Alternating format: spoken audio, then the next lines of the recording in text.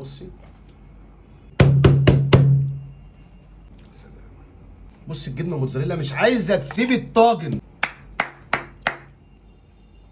بطاطس غرقانه في الصوص، غرقانه. انت بتعمل ايه دلوقتي؟ انا قايمه على الريحه. انا بصي هقول لك على حاجه، ده جوع اخر الليل، لا محدش اي حاجه عندي.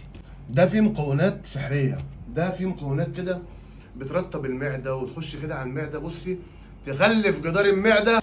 طاجن سجق بالجبنه من الاخر. صلوا على النبي يا جماعه كده ونحط مع بعض الطاسه، ولو قالوا لك السر في الطاسه قولوا لهم الحديدي في وصفاته بيجيب الخلاصه. معلقه سمنه بلدي دي هتفرق معاكي، هتخلي التست من ورا العقل. سيبك بقى من اي حد يقول لك السجق ينزل العصاره والجو ده. هنزل بعد كده بالسجق شرايح زي ما هو من غير ما يتقطع، يتشوح معايا تشويحه حلوه وينزل برده العصاره بتاعته مع السمنه البلدي. عندي هنا شويه خضار حلوين، عندي طماطم جوليان، عندي بصل، عندي فلفل سبايسي وفلفل رومي. السبايسي ده اختياري، بس الاكل السبايسي في طاسه السجق لازم، ده ضروري بصراحه. شوحي لي بقى البصل دوت تشويحه حلوه كده وتخليه يدبل معاكي، بعد كده تنزلي بالخضار الباقي. اول حاجه هننزل بيها الفلفل الرومي والفلفل السبايسي.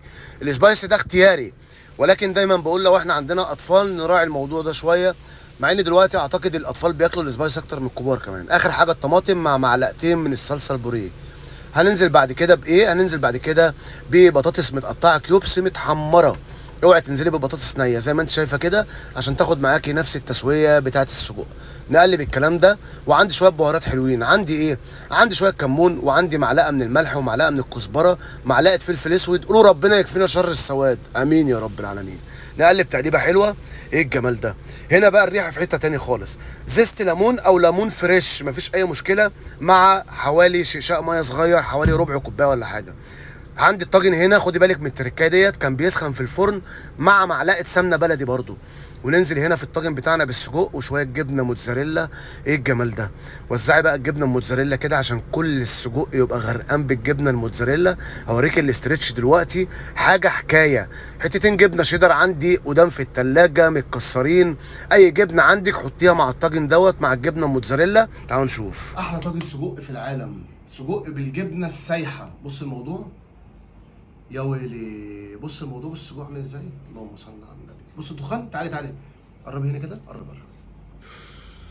ايه ده؟ بص بطاطس، اللهم صل. بص الجبنه، ايه الجمال ده؟ اللهم صل على النبي. اطلع لغايه السقف. لا تعالى اوريك عدده ايه.